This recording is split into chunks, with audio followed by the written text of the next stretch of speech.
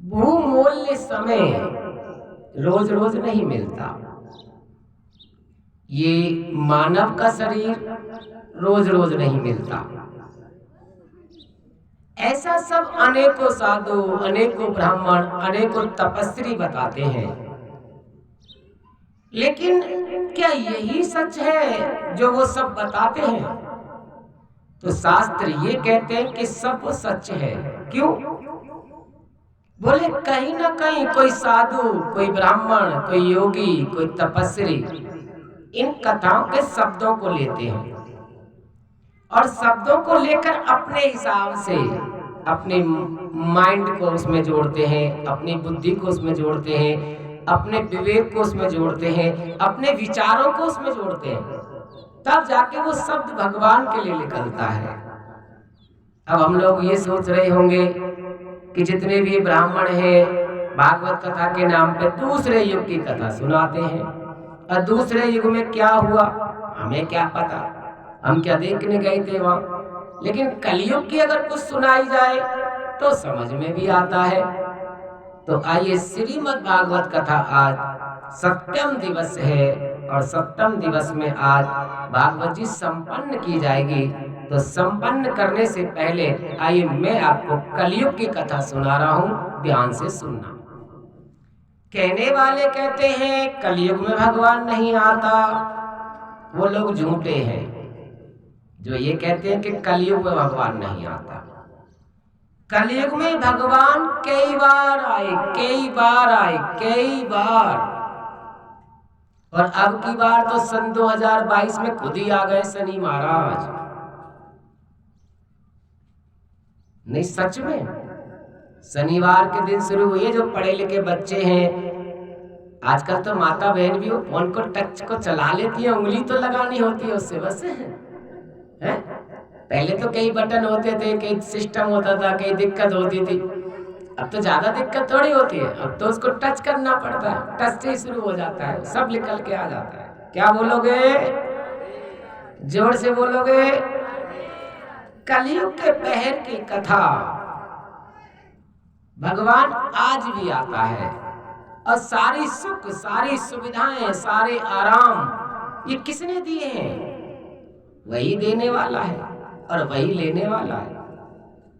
कर्मों के हिसाब से हमें दे रहा है और कर्मों के हिसाब से हमसे ले लेगा। ये कलयुग की कथा बता रहा हूं। एक सेठ घराने में एक बालक का जन्म हुआ, बनिए घराने में, अग्रवाल खानदान में, जिनके कई गोत्र हैं। हमारे यहाँ सेठ जी कहते हैं।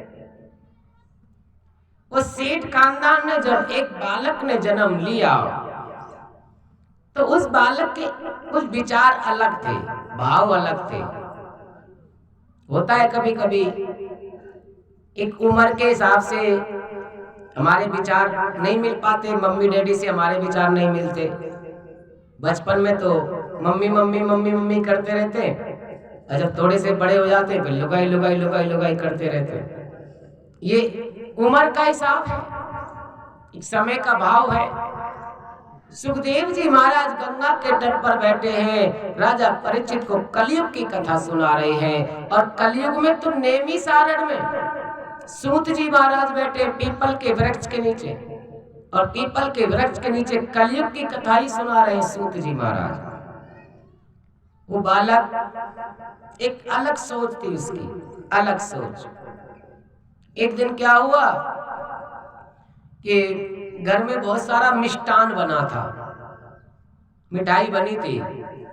तीज त्योहार कुछ होता है तो हम लोग भी तैयारी करते हैं, तो मिष्ठान बना था तो उसके हिस्से का मिष्ठान रखा था उसके पास। लेकिन कहते हैं ना, देखो पता कैसे चलेगा कि भगवान से हमारा अटैचमेंट कितना है, हम भगवान को जानते कितना है, भगवान के प्रति हमारी भावना कितनी है। हमने इंसान का जन्म तो सबने लिया है, गरम में बैठ के बड़े बड़े वादे करके आए भगवान से, उल्टे लटक रहे थे ना, उल्टे निरे वादे किए भगवान से, हम ये करेंगे, हम वो करें, सारे वादे भूल जाते हैं। ये अपने वादों को निभा रहा है ये बच्चा, और जब वादों को निभाने का टाइम आया तो भगवान खुद ही साधु महात्मा बन के दरवाजे पे खड़े हो गए। अब तुम्हारे गांव में यहाँ ये महाराज हैं, वाणी बहुत अच्छी बोलते हैं, विचार भी बहुत अच्छे रखते हैं।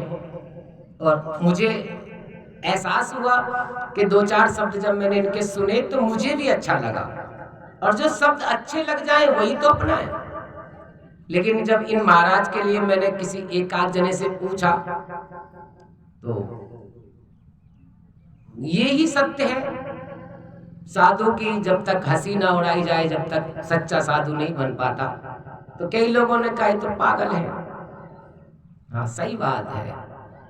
वो बालक सेठ घराने में पैदा हुआ, बनिए घराने में पैदा हुआ, जो शाम को मिष्ठान सबके हिस्से का मिला। लाला तेरे हिस्से का मिष्ठान है। मिष्ठान मतलब मिठाई। घर में कोई चीज आती है तो सबको मिल बांट के मिलता है। ये तेरे हिस्से का, उसे रख लिया। सायंकाल का समय था, सूर्य भगवान जा रहे थे अपनी ड्यूटी खत्म करके। चंद्र भगवान का आने का समय था। उसी समय भगवान विष्णु एक महात्मा का रूप बना कर आए। बोले बालक, आज मिष्ठान खाने का मन है, क्या मुझे मिष्ठान मिलेगा? बोले बाबा क्यों नहीं मिलेगा, तुम्हारे हिस्से का तो 2 घंटे पहले ही आ गया था और मुझे पता था ये तुम्हारे हिस्से का ही है, लो ले जाओ। पहली परीक्षा जब माता को पता चली। अब कभी कभी पता क्या होता है, घर का बेदी लंका ढाता है। ये जो बहन भाई होते हैं ना, यही आपस में चुगली करते हैं मम्मी से आपस में। तो इसका बड़े भाई का नाम था विक्रम। अब विक्रम चुगली ज्यादा करता था, नंबर बढ़ाता था। माता पिता के आगे नंबर बढ़ाते ना बच्चे, इसने ऐसे कर दिया, मैंने तो नहीं किया था, इसने। और ऐसा ही होता है अक्सर नंबर बनाने के चक्कर में। तो इसने जाके बोल दिया और जाके कहा कि देखो, जो तुम्हें मिठाई दी थी ना माता जी, ये जो आपने मिठाई इसे खाने के लिए दी थी ना, मैंने इससे एक पीस मांगा था, छोटा सा टुकड़ा, इसने चियासा भी नहीं दिया मुझे। और इसने वो पूरी कटोरी उठा के एक बाबा को दे दी, एक भिखारी को दे दी, एक महात्मा को दे दी। अब पूरी कटोरी मैंने चियासी मांगी, मुझे नहीं दी, मैं इसका भाई हूँ, मुझे नहीं दी, और माँ दे दी। तो माता जी ने डांटा, चोरे ये सब क्या है? बोले मैया, ये तो मन की बात मन वाला ही जान सकता है, दिल की बात सिर्फ दिल वाला ही जान सकता है। मैया आपको पता है कि खाने खाने पे लिखा है खाने वाले का नाम, दाने दाने पे लिखा है खाने वाले का नाम। जब इसका नाम अब बजा रहे हो तो फिर मन से बजाओ, बजाओ बजाओ बजा लो, क्या दिक्कत है? मौसम भी ठंडा हो रहा है, मनपसंद मौसम हो रहा है। क्या बोलोगे? जोर से बोलोगे, प्रेम से बोलोगे, राधे। इस समय विक्रम ने एकांत में पूछा उससे, चोरे तू एक बात बता, तेने अपना सारा मिष्ठान उस बाबा को क्यों दे दिया? आखिर ऐसा क्या था उस बाबा में? बोले आपको नहीं पता, हमारे घर जो मिष्ठान आया था ना, बना था ना, ये हमारे घर की खुशखबरी का था। और मैंने एक सत्संग में सुना था कि घर में अगर हम कोई फंक्शन मनाते हैं, घर में हम कोई खुशियां मनाते हैं, तो अगर कोई गलती से साधु महात्मा दरवाजे पर बाट भिखारी आ जाए तो जरूरी नहीं है कि वो बहुत लालची है, उतना मांग रहा है उतना दो, लेकिन थोड़ा उसे कुछ दे देना चाहिए, खाली नहीं लौटाना चाहिए था। और वो आए मिष्ठान मांगा, मेरे पास था मैंने दे दिया। बोले अगर ऐसे तू लुटाता रहेगा तो आगे तेरी हमारी पटरी नहीं खाएगी। मतलब हम तेरे बड़े भाई हैं, तुम हमारे छोटे भाई हो, और अगर इस तरह से आप लुटाओगे तो हमें आगे से ही दोस्ती आपसे अलग कर लेंगे। बोले देखो भैया, घर में चाहे 10 जने हो, घर में चाहे 1000 जने हो, सबका अपना अपना कर्म है, सब अपने अपने कर्म से बंधे हुए हैं। मेरा कर्म कुछ अलग है, मैं अपना कर्म कर रहा हूँ, तुम्हारा कर्म कुछ अलग है, तुम अपना कर्म करो। धीरे धीरे दोनों बड़े हुए, और जब बड़े हुए तो विवाह योग्य हुए। पहले विवाह विक्रम का किया गया। जब विक्रम का विवाह हुआ तो विक्रम ने कहा कि मैं विवाह करने के लिए तो तैयार हूं, लेकिन हमारी एक शर्त है। बोले क्या?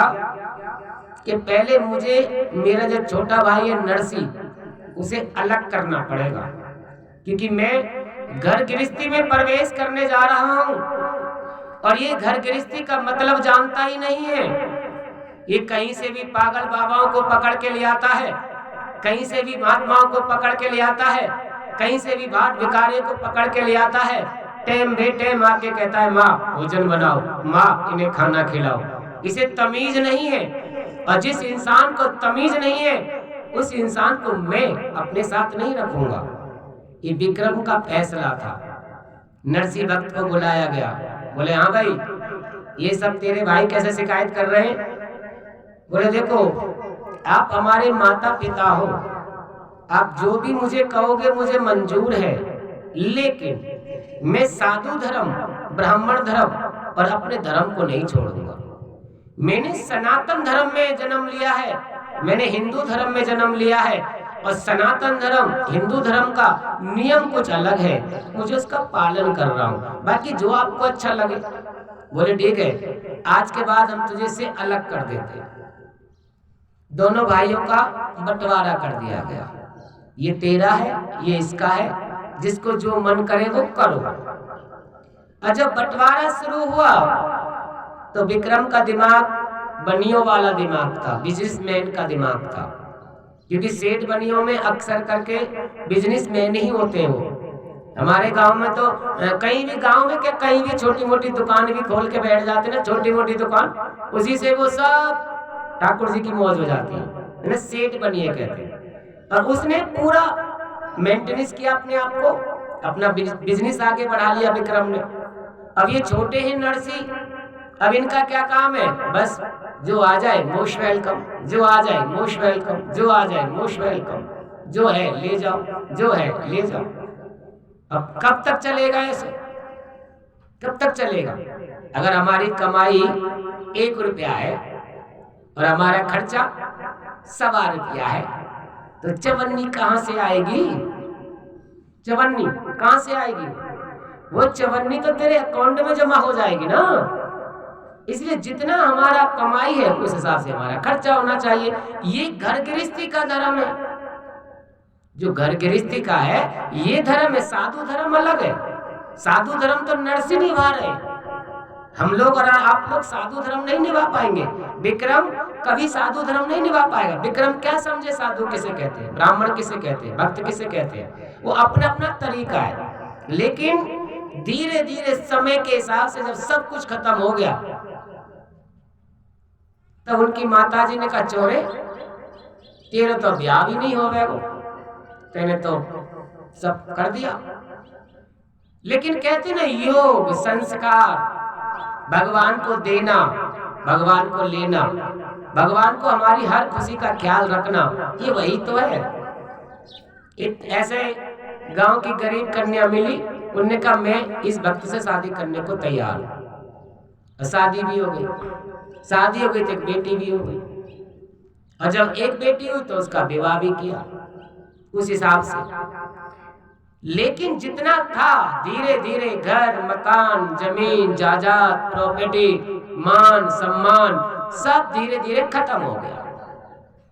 एक दिन तो गांव से निकाले जा रहे थे, ध्यान से सुनना, बहुत गजब की बात है।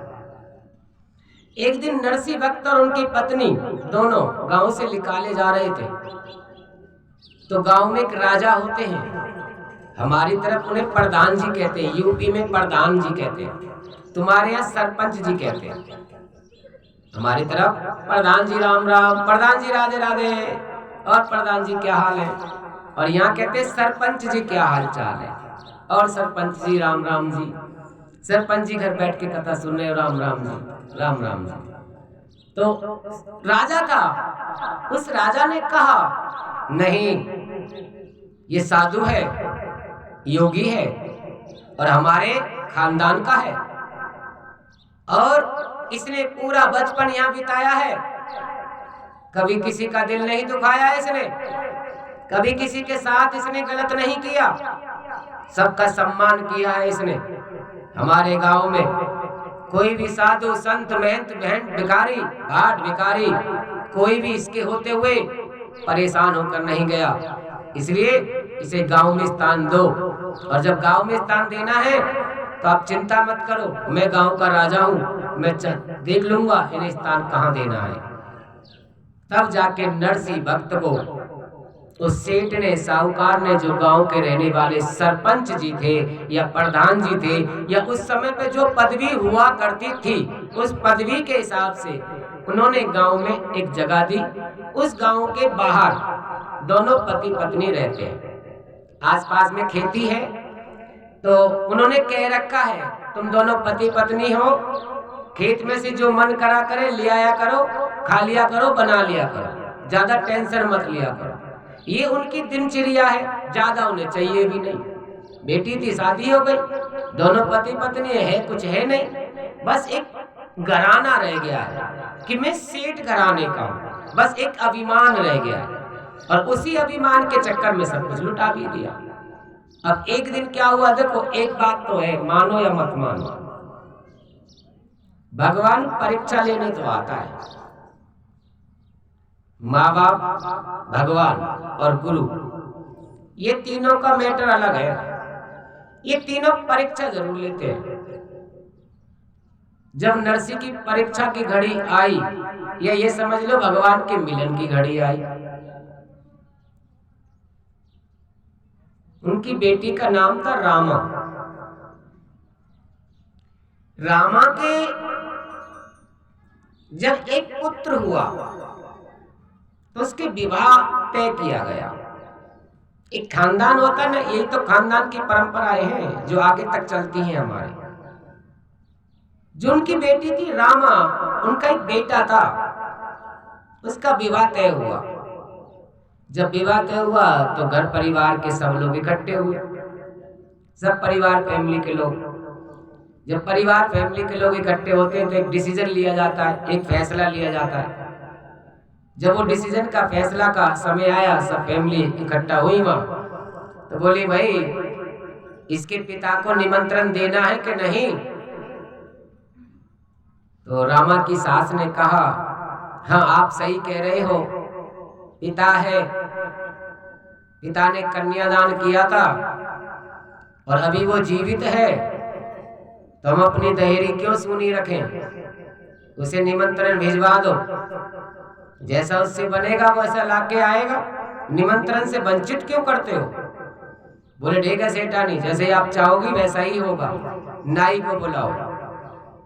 नाई को बुलाया मनसा सेठ ने और बुलाकर पास में बिठाया, बैठ भाई जरा, तू बहुत निमंत्रण बांटता है दुनिया के, एक हमारा निमंत्रण लेके जाओ।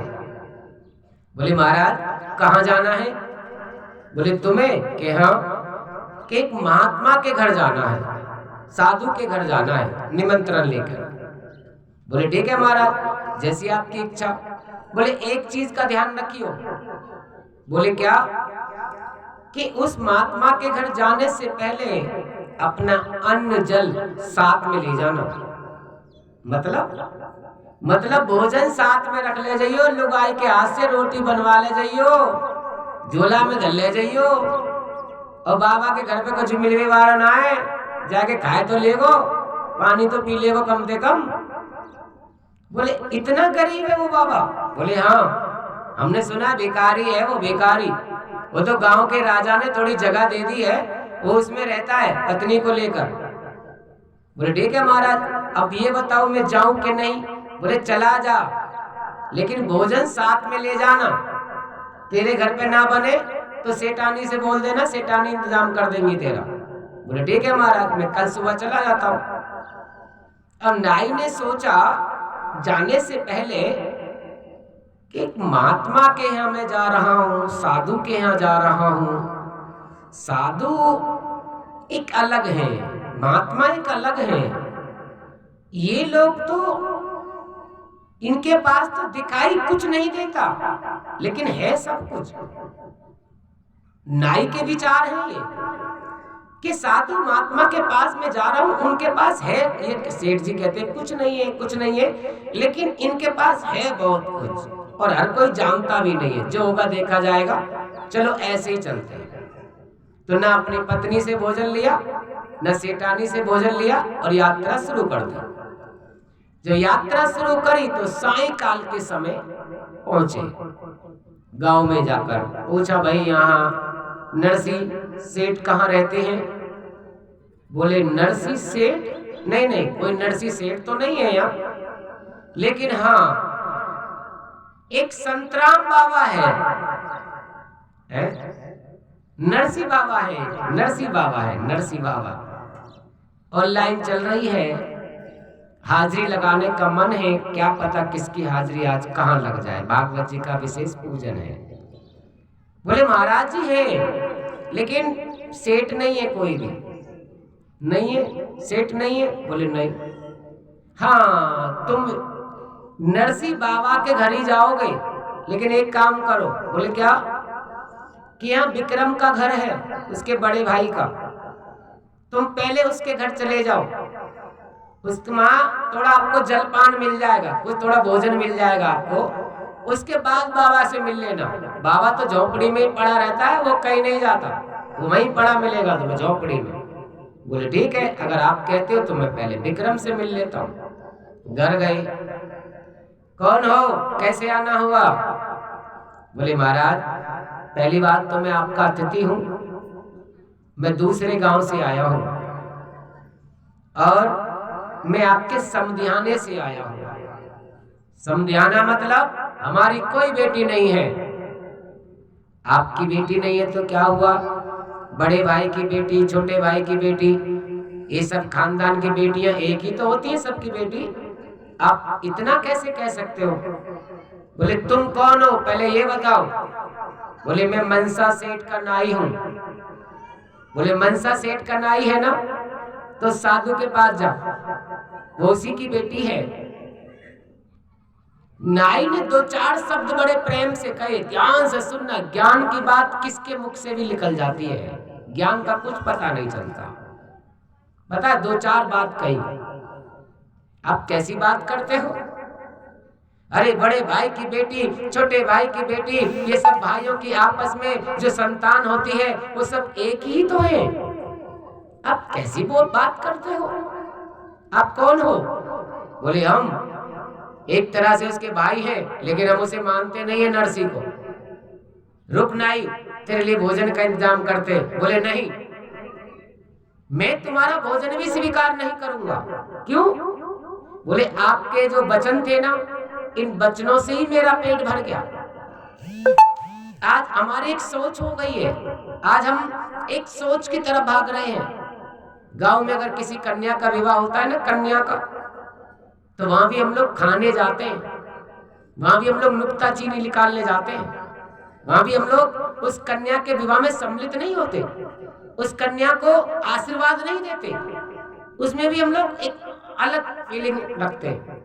अलग फीलिंग मतलब शादी हुई है किसी कन्या, कन्या तो कन्या, गरीब और अमीर क्या, कन्या तो कन्या, और किसी कन्या की शादी हुई तो भोजन खाने गए एक जने, अब सलाद की प्लेट लगाई जाती है ना, सलाद की, जिसमें मूली वगैरह ये सब काट दी जाती है, सब रखते हैं काट के, सलाद, खीरा, मूली सब।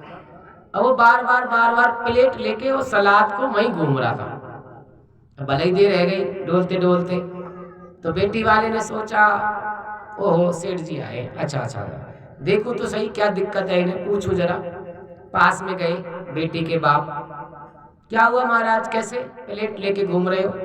बोले इसमें मैं ना सलाद में कुछ ढूंढ रहा हूं। सलाद सब चीज है, देखो इसमें मूली है, खीरा है, और चीजों का ब्याज गद्दी से नाम नहीं लिया जाता, बहुत सी चीजें वो भी सब है इसमें। और बताओ, अच्छा एक चीज नहीं है इसमें, तो ये हकीकत बात है, विरोधी की पहचान।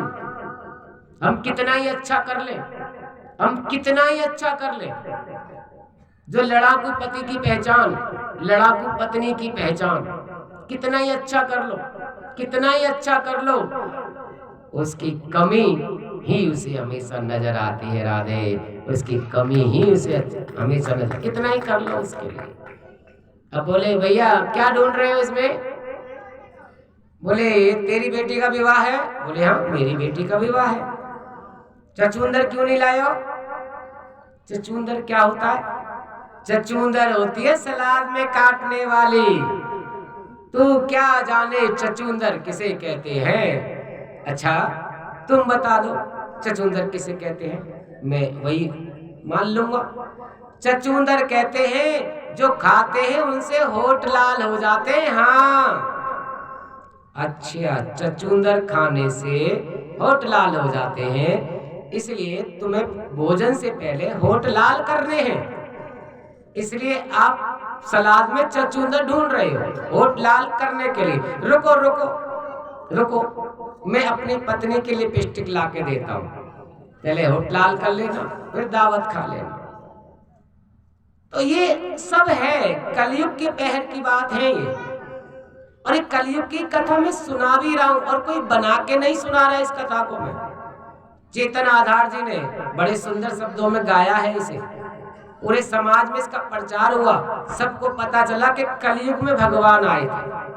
और ये नरसिंह सेठ की वजह से, नरसिंह साधु की वजह से, नरसिंह भक्त की वजह से इस कलयुग में भगवान आए थे। मैं वो कथा सुना रहा हूं, ध्यान से सुनो।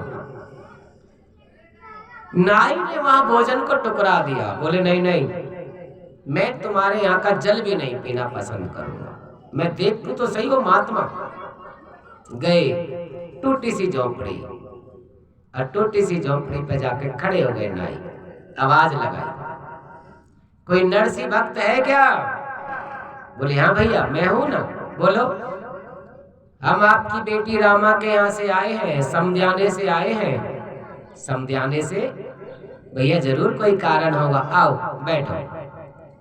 कहाँ बैठो? बोले भैया पूरा भारत अपना है, बाकी सब सपना है, देखने के लिए सब है हमारा, लेकिन मरने के बाद किसी का भी नहीं है। ये 2 गज जमीन भी नहीं मिलती है, किसी किसी को वस्त्र भी पूरे नहीं मिलते हैं, जलाने वाले पहले हटा के अलग फेंक देते हैं, नहीं सब मिलता। जहां तुम्हारा मन करे वहां बैठो। अच्छा एक बात तो है, तुम महात्मा तो सच्चे हो, साधु तो तुम सच्चे हो, तुम्हारे जो बोलने की लैंग्वेज भाषा ये मेरी समझ में आ रही है। अच्छा एक काम करो, मुझे थोड़ी भूख लग रही है, कुछ मिलेगा खाने? बोले हाँ हाँ वो भी इंतजाम होगा, लेकिन सबर करना पड़ेगा। बोले ठीक है, सबर करने के लिए तैयार है। अब झोपड़ी कुटिया में जहाँ नरसिंह बैठते थे, स्थान बना के जो भी आता था वहीं बैठता था, वहीं बिठा दिया नाई को। नाई झोपड़ी की तरफ देख रहे हैं, अपने झोले की तरफ देख रहे हैं, भूख लग रही है। अभिमान में अहंकार में विक्रम को भी डांट के आ गए। विक्रम ने कहा था लाऊं कुछ खाने के लिए, वहां भी डांट के आ गए। अब क्या करें, विचार कर रहे हैं, फिर भी मन में एक आशा है। देखो हर इंसान के मन में एक आशा होती है, और उसी आशा की वजह से वो जिंदा रहता है, पूरी एक आशा की वजह से। समय समय से वो आशाएं बदलती रहती हैं, लेकिन है वही, और उसकी वजह से वो इंसान पूरी जिंदगी जीवित रहता है। उसने सोचा क्या करूं, कैसे करूं। अब नरसिंह भक्त अपनी लाइफ पार्टनर के पास गए। लाइफ पार्टनर मतलब पत्नी। बोले क्या करें, कैसे करें? बोले करना क्या है, मैं गांव में जाती हूँ, किसी के घर से राम रस मांग के ले आती हूँ। राम रस मतलब नमक। और तुम जाओ हमारे पीछे खेत में हरा हरुआ बथुआ है, बथुआ उसे ले आओ, हम अपने तरीके से भोजन बना देंगे, प्रसाद बना देंगे, नाई को खिला देंगे, क्यों चिंता करते हो? बोले ठीक है जाओ, तुम राम रस लेकर आओ, मैं बथुआ लेके आता हूँ। एक एक कदम आगे बढ़ रहे हैं नाई, माँ बैठे हैं, एक कदम बथुआ के लिए आगे बढ़ रहे हैं, उधर भगवान 100 कदम आगे बढ़ रहे हैं। कहते वो आता नहीं है, वो आता नहीं है, वो मेरी सुनता नहीं है, मेरी सुनता नहीं। तेरा खसम है, कहते 24 घंटे सुनेगा, तेरी मजबूरी है उसकी, वो कर्म से बंधा हुआ है। लेकिन आज भी वो हमारे साथ खड़ा है, आज भी वो मानव के ही साथ है। लेकिन कर्म भी तो बहुत बड़ा बताया गया है ना। अब कर्म हमने खराब किया है तो सजा भी हमें मिलेगी, कर्म अगर हमने अच्छा किया तो उसका फल भी हमें ही मिलेगा। कर्म से भगवान जुड़ा हुआ है। पता है नरसिंह भक्त बथुआ तक पहुंचे भी नहीं है, रुक्मणी जी से कहा भगवान श्री कृष्ण ने, और दूसरे युग की नहीं सुना रहा, कलयुग की कथा सुना रहा हूं। देवी बोले हाँ, वो मेरे भक्त का नाई आया है, भोजन कराना है, अतिथि है, अतिथि देव भव, अतिथि का सम्मान बड़ा है आज हमारे भक्त के यहाँ, और वो भी समदाने से आया है। रामा बेटी का भात हमें ही भरना है, चलो कुछ भोजन तैयार करो, नाई को खिला के आना है। देखो नाई ने सबसे पहले भोजन त्यागा किसका? अपनी घरवाली के हाथ का, के साथ नहीं ले जाऊंगा। दूसरा भोजन त्यागा किसका? सेठ जी ने कहा था कि तुम्हें सेठानी के यहाँ से ले जाना, मैं अरेंज करा दूंगा। उधर जब गांव में आया तो विक्रम ने भी ऑफर रखा था कि भोजन तैयार है, भोजन खा के जाना, लेके जाना, लेकिन वहां से भी त्याग कर गया। और जब वो वहां से भी त्याग कर गया, अब क्या पता, देखो त्याग बड़ी चीज बता दी ना, यही तो त्याग बहुत बड़ी चीज बताई है। अगर नाई ये सारे त्याग ना करता, मन में उसके विश्वास ना होता, तो क्या भगवान के हाथ का उसे भोजन मिलता? वो तो भगवान तो नरसिंह भक्त के बस में है ना, नाई के बस में तो नहीं है। लेकिन यही तो एक बात बहुत अच्छी कही है, अगर समझ में आ जाए तो। वो कहता है जो करता है मेरी आस, मैं कर दूं उसका सत्यानाश, यानी तुझे भिखारी बना दूं, गरीब बना दूं, दर दर की ठोकरें खिलाने पर मजबूर कर दूं, लेकिन उसके बाद भी अगर तू मेरी आस ना छोड़े तो फिर मैं तेरे दासों का दास हूँ राधे, फिर मैं तेरे नौकर का नौकर हूँ। आज नौकर के नौकर ही बन के आए भगवान ने। ये भोजन ला के देने का काम किसका होता है? या तो अपनों का या फिर बेटर का, है जी? नहीं, हाँ, भोजन देने का काम किसका होता है? या तो अपनों का या फिर बेटरों का। अब भगवान अपने बनकर आए या बेटर बनकर आए, ये आप डिसाइड कर लेना। इसीलिए क्या है, नौकर का नौकर बन गए आज भगवान, आज उसके बेटर बनकर आ गए। भोजन की थाली हाथ में, नाई के पास पहुंचे, रूप बदल लिया, क्योंकि असली रूप में भगवान दर्शन नहीं देते, रूप रख लिया, रूप रख लिया नरसिंह भक्त का। थाली हाथ में लेकर पहुंच गए। भैया नाई आ गए, बाबा बाबा आ गए तुम, बाबा ये क्या है बाबा? बोले भैया तेरे लिए भोजन लाए हैं, प्रेम से पा लेना। अच्छा लाओ बाबा। अब जैसे ही वो देखा तो नाई हक्का बक्का रह गया, क्योंकि उसमें भी कई तरीके थे ना। उस सोने की थाली थी, वो सोने के लोटे में पानी, सोने की कटोरी में सब्जी, और बहुत बड़ी थाली, बहुत बड़ा बर्तन, और सब सोने का। और नाई का भोजन है कम देख रहा हो, सोने ज्यादा देख रहे हो बेचारा, बार बार बार बार। तो भगवान जी ने कहा भाई हमारे पास टाइम थोड़ा कम है, भोजन पा लेना। बोले महाराज रुको ना, मैं जल्दी जल्दी पाके तुम्हें बर्तन संकी सक दे दूं, एक आध बर्तन कहीं खो ना जाए, ये सब सोने के है ना। बोले खो ना जाए मतलब? बोले इसमें चम्मच भी है, लोटा भी है, गिलास भी है, कटोरी भी है, थाली भी है, इसमें सारे बर्तन है, एक आध खो गया तो इसलिए साथ के साथ ले जाओ। भगवान बोले नहीं नहीं, दे के लेने का काम हमारा नहीं है। अगर हम किसी को कुछ दे देते हैं तो पुनः हम उससे लौटाते नहीं है। नाई भोजन कर लेना, और भोजन करके इन बर्तनों को अपने साथ ले जाना। अब तो वो नाई ने पतोना भोजन खाया हुआ कि नहीं, वो थाली बर्तन धो धा के झोला में डाल ले। सबरी भूख प्यास खत्म है गई, बाकी सबरी भूख प्यास। अब खुश है रहे हो मन में, अब तो आनंद आ गया, ये आनंद है सबको वही नहीं आयो। अब नरसिंह भक्त का बथुआ तैयार हो गया। पत्नी राम रस मांग के लाई यानी नमक, पतिदेव नरसिंह भक्त बथुआ तोड़ के लाए, घोटा लगाया, नमक मिलाया उसमें और एक डाक के पत्ते पर पत्तल पर रख दिया। फिर गए नरसिंह भक्त, नाई खर्राटे ले रहे, सोए गए। वो झोला धर रखो सिरियाने, कोई ले ना जाए। नरसिंह भक्त ने आवाज लगी, अरे भैया सोए गए तुम, थोड़ा प्रसाद लाने में देर रह गई। बोले बाबा कछु प्रसाद वरसाद ना चाहिए, तू प्रसाद खा और आराम कर, मोहू आराम कर अंदर। अरे नहीं भैया, भूखे पेट सोना पाप होता है, भूखा नहीं सोते भैया, ये लो थोड़ा खा लो। नाई उठ के बैठे, बोले क्या लाए बाबा? नाई को तो पहले से लालच ही ना मन में, वो सोने का कहीं बर्तन तो मिलेगा, खाऊंगा नहीं खाऊंगा, बर्तन तो सोने को लावे है, तो सब सोने के बर्तन थे। अच्छा बाबा क्या लाए? लाओ लाओ। देखा तो ढाक का पत्ता। क्या है बाबा इसमें? इसमें भैया पेट भरने के लिए है, कुछ जो भी है प्रसाद, भगवान का प्रसाद समझ के पालो। साधु महात्मा संतों के पास प्रसाद ही होता है, कुछ नहीं होता। बोले मुझे कुछ प्रसाद वरसाद नहीं चाहिए, मेरा पेट भर गया। पेट भर गया? नहीं भैया झूठ नहीं बोलते, मेरी कुटिया में तुम बैठे हो, मेरी कुटिया में कोई नहीं आता, कोई नहीं जाता मेरे अलावा, झूठ मत बोलो।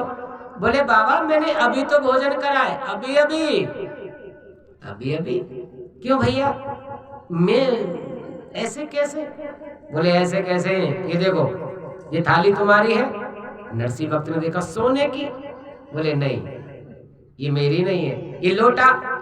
बोले लोटा भी मेरा। चम्मच? इसमें मेरा कुछ नहीं है, लेकिन हाँ जितना ये चमक रहा है, जिस हिसाब से ये बर्तन चमक रहे हैं, इनको चमकाने वाला एक ही है जिसे हम लोग लक्ष्मीपति कहते हैं। राधे लक्ष्मीपति कहते हैं, वो तुझे दे गया है तो मुझे नहीं पता। ठीक है ये प्रसाद रखा है, भूख लगे तो खा लेना, वरना जैसे तेरी मर्जी।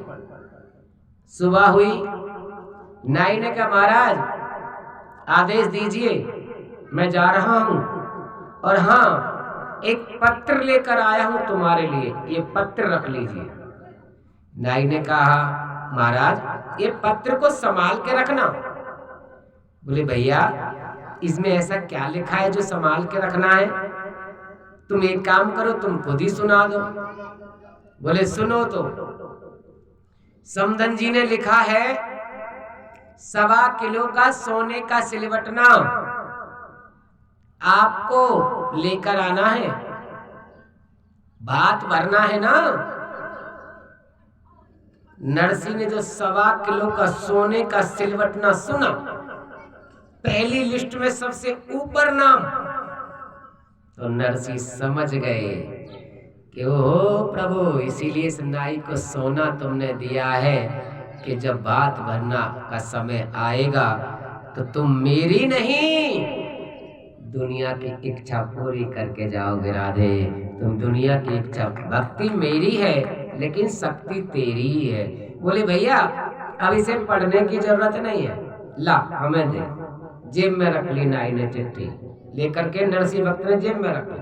बोले एक काम करो, आराम से प्रेम से जाना। बोले मैं जाऊं तो सही, लेकिन मनसा सेठ को क्या जवाब दूंगा?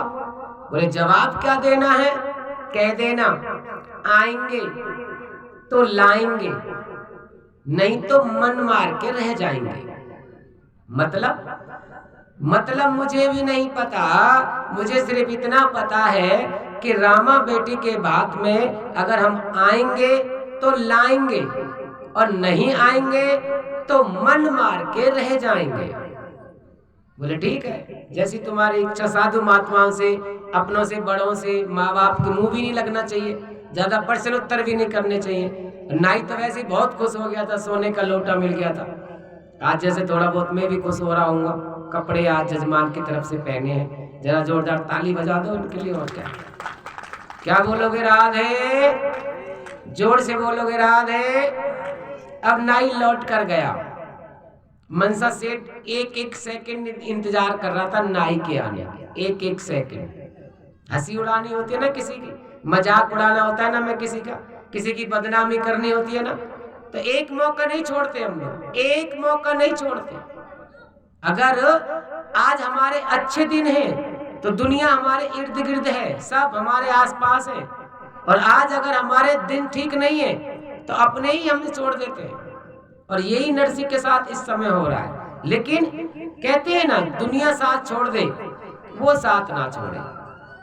जिस पे कृपा राम की हुई उस पे कृपा धीरे धीरे करेगा, लेकिन करेगा उस पे सब कोई। और यही आज हो भी रहा। ध्यान से सुनो जरा। नरसिंह भक्त ने अपनी पत्नी से कहा, देवी ये चिट्ठी तो बहुत बड़ी है। बोले आपको इसमें से कुछ समझ में आ रहा है? बोली मतलब आप इसमें से कुछ दान दे सकते हो क्या? अरे 1 करोड़ रुपए का दान है, लेकिन क्या आप इसमें से 1 रुपए का दान दे सकते हो? बोले नहीं। बोले जब दे नहीं सकते तो फिर बार बार चिट्ठी को क्यों देख रहे हो? ये चिट्ठी को वही पास करेगा जो इसके लायक होगा, और हम इसके लायक नहीं है। हाँ थे हम इसके लायक, थे क्यों नहीं? तुम्हारे पास किस चीज की कमी थी? आज तुम्हारा बड़ा भाई विक्रम को देख लो, कई हजार नौकर रहते हैं उसके घर में, बुद्धि है, विवेक है, सब कुछ भगवान का दिया हुआ है। अगर हमारे पास नहीं है तो ज्यादा परेशान मत हो, बुद्धि विवेक का सहारा लो। एक काम करो। बोले क्या? कि जाने के लिए सबसे पहले इंतजाम करना पड़ता है गाड़ी का। अगर आपको जाने का मन है तो पहले इधर उधर की टेंशन मत लो, पहले गाड़ी लेके आओ, फिर देखते हैं आगे क्या करना। बोले ठीक है, लक्ष्मी जैसा आप कहोगी, आपकी बेटी है, मेरा मन है कि मैं जाऊं रामा से मिलने। बोले ठीक है, जाओ गाड़ी लेके आओ। अब गाड़ी की जब परीक्षा आई तो सबने टाटा बाबा, नो ही था, शब्द नो ही था। क्यों? जब हमारे पास बहुत सारा होता है तो मांगने वाले बहुत आते हैं, और हम देते रहते हैं तो सब हमारे हैं। जब हमारे खजाने खत्म हो गए तो ना हम तुम्हारे ना हम हमारे। फोन भी रॉन्ग नंबर लग जाता है, तो नंबर वही है, राइट नंबर लगाया, नहीं फिर भी रॉन्ग हो गया। ज्यादा परेशान कर रही है, ब्लैक लिस्ट में डाल दिया। और क्या करेगी? क्या बोलोगे? जोर से बोलोगे, प्रेम से बोलोगे, राधे। नरसिंह भक्त की बहुत पवित्र पावन कलयुग की कथा है। आज मेरा मन था, क्योंकि आज भी हमारे कलयुग में पुरानी मान्यता है, आज भी, इसलिए इस कथा को सुनाने का विशेष उद्देश्य भी है। जैसे ही नरसिंह भक्त गए, अड़ोस पड़ोस में गाड़ी मांगी, सबने मना कर दिया। सोचा एक मेरा मित्र है और मैंने कभी उससे कुछ मांगा भी नहीं है, लेकिन उसने मुझसे कहा था कि कभी तुझे किसी चीज की जरूरत पड़े तो एक बार मेरे पास जरूर आना, मैं तुझे ना नहीं करूंगा, एक बार देखूं तो सही। तब जाकर के नरसिंह अपने मित्र के पास गए, दोस्त के पास गए। देखो एक बात ध्यान रखना, आजकल के मित्र सिर्फ दगा देते हैं। आजकल युवा बच्चों को मित्र नहीं बनाने चाहिए, दोस्त नहीं बनाने चाहिए। युवा बच्चों को जब तक जीवन जीना समझ में ना आ जाए, जब तक अपने माँ बाप को दोस्त समझना चाहिए। बेटी को माँ को दोस्त समझना चाहिए, बेटे को पिता को दोस्त समझना चाहिए। क्यों? कि अगर दुनिया की दोस्ती के चक्कर में हम पड़ेंगे तो हमारे चांस है बनने के और बिगड़ने के, और माँ बाप के संस्कार में हम लगे रहेंगे तो माँ बाप ने वो जीवन जी लिया। जो बड़ा है वही तो गुरु है, और गुरु ही माँ बाप है। उन्होंने जीवन जी लिया और तुम जीवन जीने की कोशिश कर रहे हो, तो आपका कल्याण तभी होना है उसमें, तब आप उनकी बात को लाइक करोगे, उनकी बात का महत्व रखोगे, और उम्र के हिसाब से ज्यादा दोस्त फ्रेंड नहीं बनाओगे। क्योंकि आजकल हमारे भारत में 2 शब्द ज्यादा बिक रहे हैं। इन 2 शब्द से इंसान की पूरी लूट मार चल रही है, पूरी। सिर्फ 2 शब्द बिक रहे हैं भारत में पूरे। ध्यान से सुनना, ऑनलाइन के माध्यम से बहुत लोग जुड़े हुए हैं। इस भारत में 2 चीज है। पहला, अगर किसी से कुछ प्राप्त करना है तो लाइक यू, अगर किसी से प्राप्त करना है तो लाइक यू।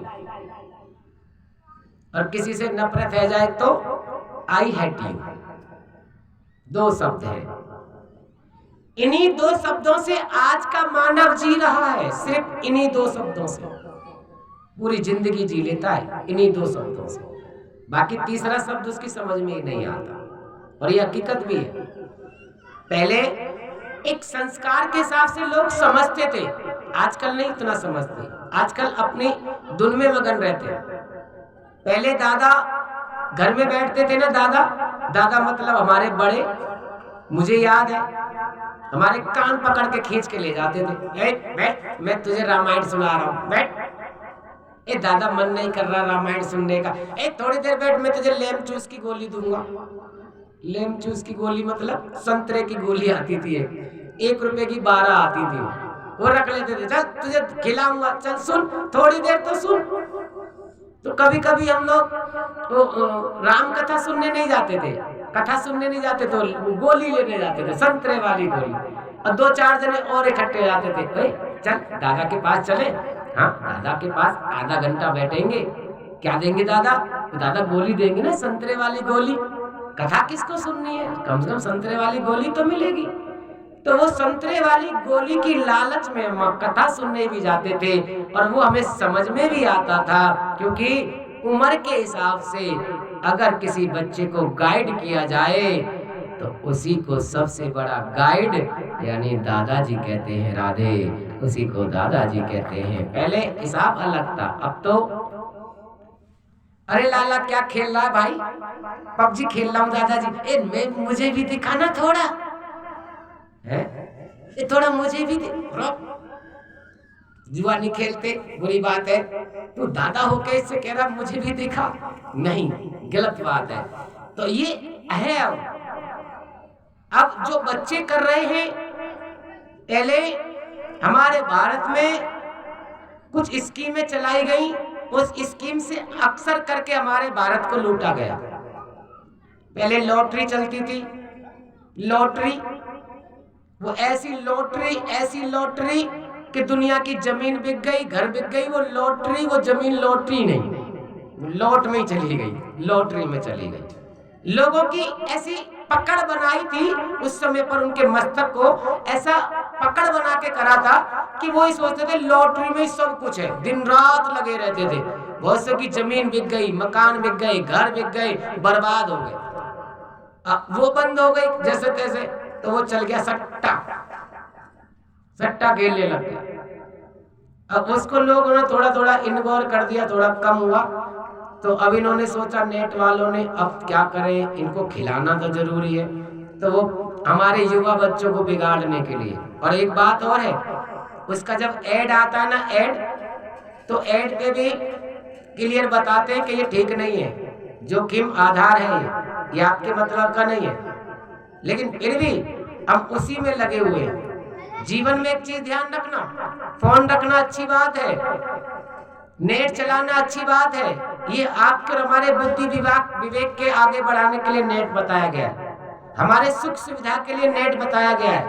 हमारे पहले कोई मर जाता था तब चिट्ठी आती थी, जब दावत खत्म हो जाती थी, जब चिट्ठी आती थी, जब दावत खत्म हो जाती थी। नेट का कितना फास्ट जमाना है, सारी चीज पता चल रहा है इससे। तो ये अच्छी चीज है, लेकिन अच्छे के लिए। जब आप इसका दुरुपयोग करोगे तो फिर संसार में हमारे लिए कोई चीज अच्छी नहीं है। राधे, उसके लिए कोई चीज अच्छी नहीं है। बच्चे सब चीज खेलें, लेकिन थोड़ा पजवी से, जुए से अलग रहे। जुआ, पांडव नहीं जीत पाए जुए में, पांडवों का सब कुछ चला गया जुए में, पत्नी को भी हार गए। तेरे पास तो है भी नहीं, अभी तेरा बाप ढूंढ ही रहा है तेरे लिए, वही पता नहीं मिलेगी भी कि नहीं मिलेगी, कैसे मिलेगी वो भी। पबजी खेलेगा तो वो भी नहीं मिलेगी तुझे, तो क्या बोलोगे राधे? तो वो संत महाराज की एक कथा चल रही है, जो हमारे कलयुग में नरसिंह भक्त के नाम से मशहूर हुए। दोस्त के पास पहुंचे, दोस्त ने कहा भैया बैल तो ठीक है, गाड़ी ठीक है, लेकिन बैल की तबीयत खराब है, उठ नहीं रहे। बोले कोई बात नहीं, मुझे दिखा दो। जब नरसिंह ने देखा तो बैल उठ के खड़े हो गए। बोले भैया ये तो तैयार है जाने के लिए। बोले तैयार है तो ले जाओ। टूटी फूटी गाड़ी बैल वो सब इकट्ठा किए, चल दिए। अब पत्नी से कहा मैं अकेला जाऊं क्या? बोले गांव का तो कोई तुम्हारे साथ जाने वाला है नहीं, ये तो पक्का है। बोले फिर मैं क्या करूं?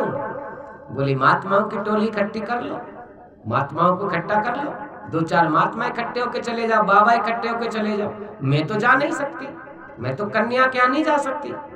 बोले ठीक है तो मैं ऐसा ही करता हूँ। नरसिंह भक्त ने वो 10-5 बाबा इकट्ठे कर ले, काय के बड़े बाल, काय के कैसे बाल, काय के कैसे। बाबा तो बाबा है, बाबा तो बाबा कहते किसे? बाबा कहते दादाजी को, वही तो बड़े हो जाते ना बाबा, तो बाबा है। बाबा कभी कभी जब हमारी उम्र ज्यादा, जब हम थोड़े सही से होते तो 6-6 बार नहाते, 6-6 बार लिपस्टिक लगाते, 6-6 बार क्रीम लगाते, 6-6 बार पाउडर लगाते, कई बार नहाते। और जब हमारी उम्र थोड़ी ज्यादा आ जाती तो बाबा जी नहाते भी नहीं, कभी कभी वो तो होते बाबा, वही होते। हाँ अब उनसे कहो बाबा नहा ले, अरे लाला मेरी उम्र है गई ना, मैं क्या करूंगा लाला नहा के, तू ऐसी रहने बीमार है जाऊंगा। हाँ चल बाबा मत ना। तो ये नरसिंह भक्त की बहुत सुंदर कथा आपको सुनने के लिए मिल रही है। जैसे ही गाड़ी के पास गए, गाड़ी तैयार हुई, महात्मा बाबाओं को इकट्ठा किया, गाड़ी को लेके चलने लगे।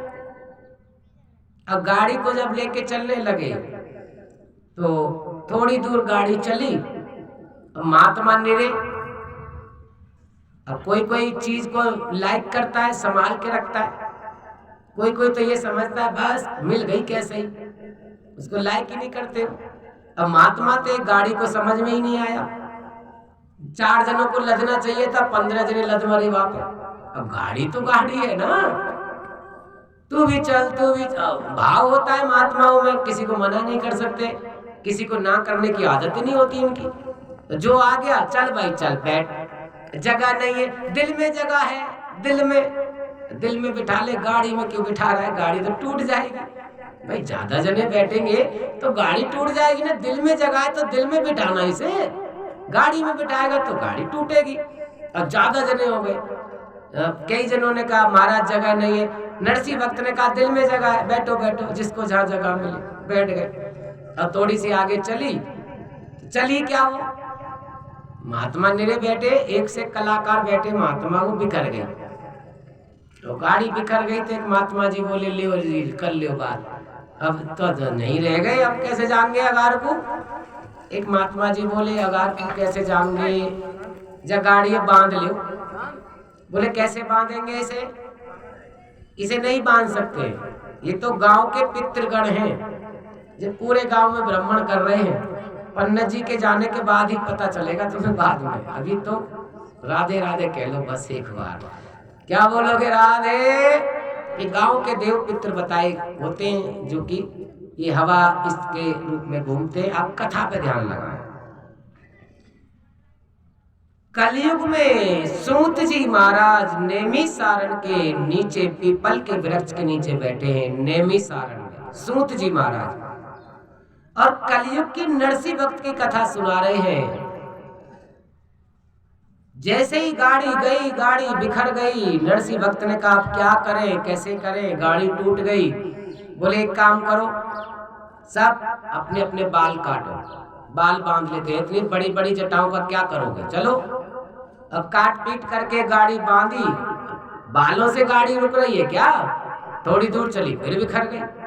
बोले अब क्या करें? बोले अब कोई कुछ नहीं कर सकता, अब वही है मुरली मनोहर जो आएगा और इस गाड़ी को वही चलाएगा, और अब ये गाड़ी आगे सरकने वाली नहीं है, चियासी भी नहीं सरकेगी। तब भगवान श्री कृष्ण एक किसान का रूप बना के आए, एक गाड़ी चलाने वाले का रूप बना के आए, और आके बोले सेठ जी क्या हाल चाल है? बोले भैया मैं तो ठीक हूँ, चकाचक हूँ, लेकिन भैया ये गाड़ी बिखर गई। बोले बिखरेगी नहीं, बिखरेगी नहीं, 4 जनों की गाड़ी है और 40 जने चढ़ गए तुम इस पे, बिखरेगी नहीं है। तुम इतने सारे महात्मा, तुम साधु है गए हो, तुम्हें अकल है कि नहीं? अरे भैया तुम हमें डांट रहे हो है कि हमारी गाड़ी सही करेगो, बोले डांट नहीं रहा, सिर्फ समझा रहा हूँ। जब 4 जने की गाड़ी थी तो 5 जने बैठ जाते, 6 जने बैठ जाते। अब तुम 40-40 जने इस पे बैठोगे तो कहाँ से चलेगी? बता, एक महात्मा तो आके पहिए पकड़ के लटक रहा हो कि मैं तो दिल में बैठ के जा रहा हूँ, ये दिल की तरह घूम रहा हूँ गोल गोल। तू दिल में बैठ के जा रहा, पहिए में लटक रहा हो, दिल में बैठ के जा रहा, टुटवा दी सबरी गाड़ी। चलो एक काम करो, थोड़ी देर के लिए आंख बंद करो। महात्मा जी बोले भैया आंख बंद क्यों करें? बोले हम ना गाड़ी को ऐसे सही नहीं करेंगे तुम्हारे सामने, तुम आंखें बंद करो, हम तुम्हें एक जादू दिखाएंगे, जादू। भैया हमने जादू बहुत देखे हैं, लेकिन आंखें बंद करके जादू आज तक नहीं देखा। हमारे यहाँ तमाशे वाले आते हैं ना, वो बहुत जादू दिखाते हैं, टोकरे में से सांप निकाल देते हैं, झोली में से हवा निकाल देते हैं, हमने बहुत देखा है। लेकिन आंख बंद करके तमाशा कैसे देखते हैं हमें तो नहीं पता। बोले तुम बंद तो करो, मैं भी दिखाता हूं तुम्हें। बोले ठीक है भाई, अगर देख लेते हैं कैसा है। और जैसे ही आंख बंद करी और सब गाड़ी पर बैठे तो भगवान जी ने जाकर मनसा सेठ की रेंज में गाड़ी को छोड़ दिया। और जैसे ही मनसा सेठ की रेंज में गाड़ी पहुंची, उनके यहाँ गांव के आसपास गाड़ी पहुंची, अरे महात्माओं आंखें खोल लो, मैं जा रहा हूं। भगवान चले गए और महात्मा जी ने जहाँ, अरे लाला, उरे भैया, उरे जी का भयो जी, तो सच्चो बारो जादू कर गए हो। नरसिंह भक्त बोले हाँ, वो जादूगरों का ही जादूगर है, उसका कुछ पता नहीं है। चलो गांव आ गया है, मनसा सेठ पे खबर पहुंचाओ। अब मनसा सेठ पे तो पहले ही खबर पहुंच गई थी कि वो 30-40 महात्मा आ गए, साधु महात्मा। पहुंचा एक सेवादार, सेठ जी। हाँ भाई बोल, क्या बात है? अरे सेठ जी, वो तुम्हारे समधी जी आए हैं, समधी जी, सोने की थाली वाला, सोने के लोटा वाला, सोने की चम्मच वाला, सोने के गिलास वाला। मतलब नाई को यही तो सब कुछ दिया था उस बाबा ने, हमारे लिए क्या लाया है? बोले तुम्हारे लिए कि हाँ। बोले नाई को कहां से मिला वो मुझे नहीं पता, लेकिन तुम्हारे लिए बहुत अच्छी चीज लेके आए महात्मा जी। बोले क्या?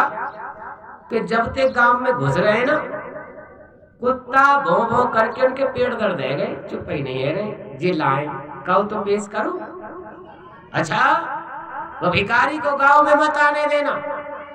तो गांव के बाहर जो हमारा बहुत पुराना टूटा सा झोपड़ा है, उसमें ठहरा दो उसे, जब तक हम उससे मिल ना ले गांव में मत आने देना। हमारी मजाक बनाने आया है? विक्रम ने हमसे पहले ही कहा था कि उससे संबंध मत रखो, लेकिन फिर भी हमने संबंध रखा समाज की वजह से, और उस हमारी हंसी उड़ाने आया है। अगर उसके पास कुछ नहीं था तो आया ही क्यों था? अपने स्थान पर बैठा रहता, हम कुछ भी अपने रिश्तेदारों को समझा देते, हम सबको गाइड कर लेते, लेकिन वो हमारी मजाक बनाने आया है। गांव के बाहर ठहरा हो उसे। अब गांव के बाहर जो घर का मुखिया बोलता है, बड़ा बोलता है, वो सबको मानने होता है, करना पड़ता है। सेवादारों ने जाके कहा भाई बाबा जी तुम्हें तो यहीं रहना है। बोले ठीक है, मेरी बेटी से मेरी मुलाकात करा दो। बोले हाँ, बेटी से जाके बोलूंगा।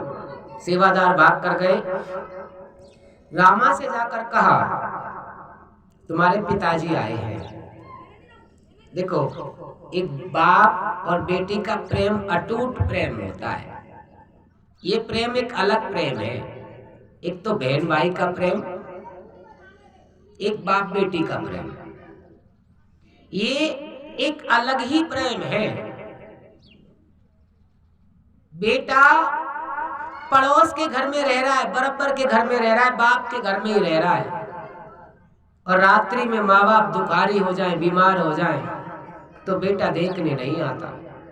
लेकिन बेटी, एक बार बेटी को पता चल जाए, एक बार कि मेरे माता पिता की तबीयत खराब है, चाहे घर से, पूरे घर से महाभारत करनी पड़े ससुराल में, चाहे लड़ाई करनी पड़े, चाहे घटी नाम नहीं लेंगे, पति से लड़ना पड़े, लेकिन फिर भी वो समय के हिसाब से माता पिता से मिलने आती है। बेटी का प्रेम एक अटूट प्रेम बताया गया है। वैसे हम लोग चाहते सब ये बेटा मिले, बेटा मिले, बेटा मिले। हम लोग का मतलब आप लोग हो सकते हो, मैं नहीं हूं। मैंने तो भगवान से शुरू में कहा था मुझे बेटी दे, भगवान ने बेटी दे दी। बाद में मैंने कुछ मांगा नहीं, जबरदस्ती 2 बेटे दे दिए। लास्ट में मैंने कहा जब 2 बेटे दे दिए तो लास्ट में एक बेटी और दो, मेरी एक बेटी दे दी। कहां से आई, कैसे आई, भगवान जाने, लेकिन हमें इतना पता है कि जब हम उससे मांगते हैं सच्चे मन से और सच्चे हृदय से, तो आज भी वो जो नरसिंह भक्त का बात बढ़ सकता है, उस रामा का बात कलयुग में बढ़ सकता है, तो हमारी छोटी मोटी खुशियां भी पूरी कर सकता है। राधे, वो हमारी छोटी मोटी खुशियां भी पूरी कर सकता है। और आप लोग तो देखो कितने कंजूस हो, थक गए हो ना रोटी बनाते बनाते, है ना। पड़ोसियों को बुलाऊं बजाने के लिए, कहाँ से आएंगे, तो पड़ोसी भी नहीं आ रहे बजाने, पड़ोसी भी नहीं आ रहे, तो क्या बोलोगे। पड़ोसी भी घर बैठ के बजा रहे हैं, आनंद ले रहे हैं। और इस कथा का कर्म है जो आज कलयुग में मुझे सौभाग्य मिला है कथा को। और ये कलयुग में बहुत सारी कथाएं ऐसी हैं जिन्हें मन से सुनना भी चाहिए। ये कलयुग की है ना, ये दूसरे युग की नहीं है। अगर दूसरे युग की हम लोग सुनाते तो बहुत से कहते हैं तो कथाओं में लिखा हुआ है। चलो भाई, लिखा हुआ नहीं सुनाते, सुना हुआ सुनाते हैं, तो कलयुग का है। नरसिंह भक्त को पहली बार अभिमान हुआ, अहंकार हुआ, ध्यान से सुनना। भक्त को कभी अभिमान नहीं होता, साधु महात्मा को कभी क्रोध नहीं आता, लेकिन जब क्रोध आता है ना तो फिर परले आती है, समझ लो। वह दुनिया एक तरफ और उसकी बद्दुआ एक तरफ, और यही कलयुग में दिखाया गया। ध्यान से सुन ले, भगवान सब चीज सहन करता है, सब चीज सहन करता है, लेकिन अपने भक्त की हंसी सहन नहीं करता। अपने भक्त के लिए जिंदा थे, जिंदा होए और हमेशा जिंदा रहेगा भगवान अपने भक्त के लिए। जहाँ भक्त है वहीं भगवान है। पता है क्या हुआ, जब बेटी मिलने आई रामा, तो मन का बेटी का तो विचार मैं बता ही चुका हूं। आ गए आप पिताजी, माताजी कैसी हैं? लाली सब ठीक है। क्या ठीक होंगी, तुमने अपना हाल कैसा बना रखा है? ऐसा लगता है कि तुम बहुत दिन से नहाए भी नहीं है, ऐसा लगता है कि तुमने बहुत दिन से कुछ खाया भी नहीं है। अरे कम से कम ये तो देखो कि तुम सेठ खानदान से हो, ये तुमने क्या रूप बना रखा है। और अगर आपने ये रूप बना ही रखा है तो मुंह फेर लिया रामा ने, और मुंह फेर के रोने लगी, लेकिन शब्दों को कह रही है आपको यहाँ नहीं आना चाहिए था पिताजी। पता है मेरी ससुराल है ये, जैसे तैसे करके मैंने यहाँ अपनी ससुराल में बात बना रखी थी, और आज आपने मेरी बात। बेटी तू भी अपने बाप से शिकायत कर रही है, तू भी। पता है जब तेरा विवाह किया था ना मैंने, बहुत मेरे दरवाजे से मैंने किसी को खाली नहीं जाने दिया। उसके बाद भी गांव में अगर किसी बेटी की शादी हुई ना, तो मैंने मन से भी ज्यादा दिया उसे। मैंने किसी कन्या का कन्यादान से वंचित नहीं रहा, जब तक मेरे पे रहा मैंने बहुत दिया है। तू चिंता मत कर। कहते हैं ना पुण्य की जड़ पाताल में हरी होती है। अगर मैंने अपने हिस्से का कहीं जमा कर रखा है तो तुझे आज मिलेगा। बस तू एक काम कर दे, मुझे बात में जाना है ना, तो उससे पहले थोड़ा स्नान करना चाहता हूँ मैं, मुझे थोड़ा गर्म पानी भिजवा देना। बोले ठीक है पिताजी, लेकिन ध्यान रखना थोड़ा, समाज में जब तक पिताजी ना कहें आना मत, अलग अलग थलग ही रहना। बोले तुम चिंता मत करो, मैं तेरा पिता हूँ, और मैंने ये जो दुनिया है ये मैंने अपने सुख आराम के लिए धन दौलत नहीं लुटाई, तो मैंने सिर्फ अपने भगवान के लिए लुटाया है। और जिसके लिए लुटाया है ना वो उसके पास जमा है, एक एक करके वो लौटाएगा। क्यों? बोले उस पर विश्वास होना चाहिए। जो उस पर विश्वास करता है उसे मिलता है वो। और ऐसा ही हुआ। रामा गई अपनी सास से जाकर कहा। सास ऑलरेडी पहले से जली भुनी बैठी थी, गुस्से में बैठी थी। सोने का सिलवट ना रह गया ना उसका, पर्चे में लिखा रखा था ना सबसे ऊपर सोने का सिलवट ना, और वो नहीं आया तो वैसे गुस्से में बैठी थी। सासू माँ से कहा, माताजी मेरे पिताजी के लिए थोड़ा गर्म पानी। अच्छा, तो महात्मा बाबा के लिए गर्म पानी भिजवाना पड़ेगा?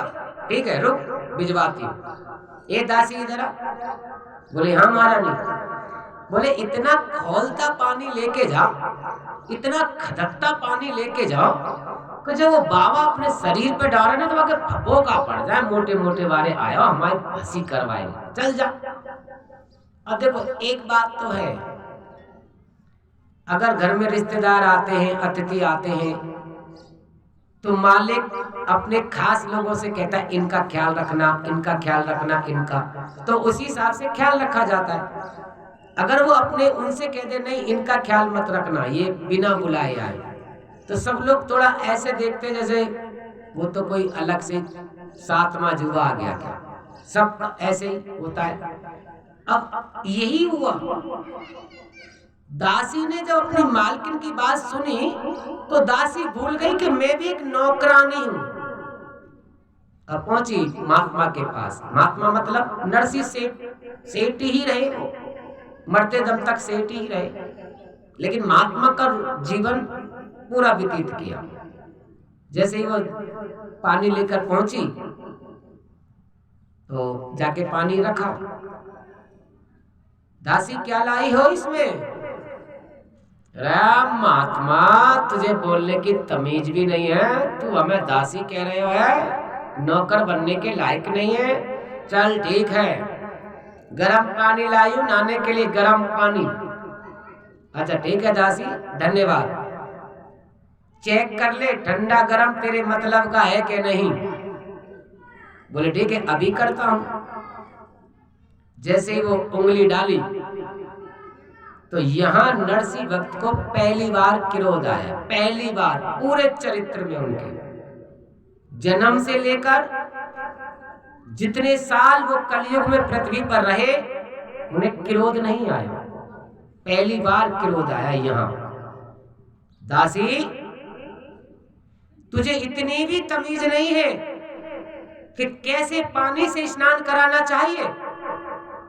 ये इतना खौलता पानी लेकर आई है, तुझे शर्म नहीं है? चल भाग के जा, दूसरा जल लेकर आ।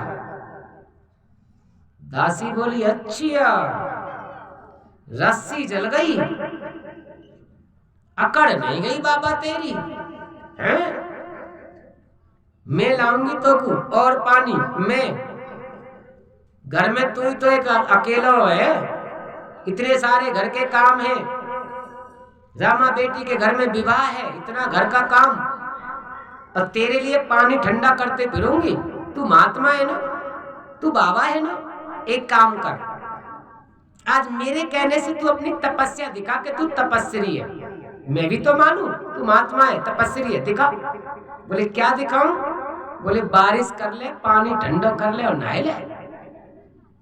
अच्छा गंगा मैया को प्रकट करना है? बोले हाँ। पहली बार नरसी भक्त ने भगवान से कहा प्रभु आज आपका भक्त तुमसे कुछ मांग रहा है। आज इस दासी का अभिमान, इन गांव वालों का अभिमान तोड़ने के लिए तुम्हें लीला करनी ही पड़ेगी। तब इतनी बारिश हुई वहां, इतनी घनघोर बारिश हुई, चारों तरफ से सैलाब आ गया, चारों तरफ से गंगा मैया ने गांव को घेर लिया, त्राही त्राही मान होने लगी। बच्चे इधर से उधर भाग रहे हैं, जानवर इधर से उधर भाग रहे हैं, घराती बराती परेशान, सब इधर से उधर परेशान है। आंधी तूफान बारिश, इतना घनघोर सब चारों तरफ से घेर लिया, पूरे गांव को चारों तरफ से। तब मनसा सेठ ने कहा ये सब क्या लीला है? तब सेवकों ने कहा महाराज ये सब उस महात्मा की लीला है। उस बाबा की लीला है।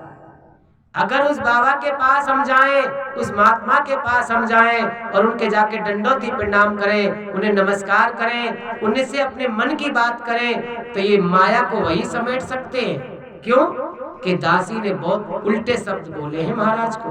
मैं वहीं था, मैं भी उनके दर्शन करने जा रहा था, क्योंकि मुझे किसी ने बताया था कि ये महात्मा योगी महात्मा है, योगी संत महात्मा है, और ऐसा वैसा महात्मा भी नहीं है कि किसी गरीब खानदान से था, शुरू से सेठ खानदान का ये है।